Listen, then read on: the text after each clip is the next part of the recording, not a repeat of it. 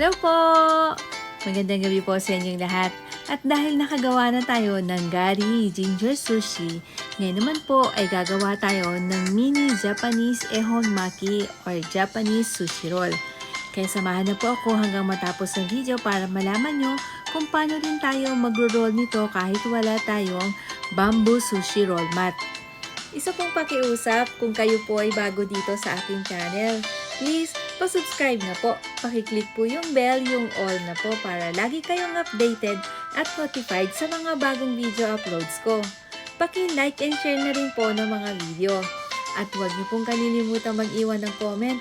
Baka po meron kayong request or suggestion, nandyan po ang comment section.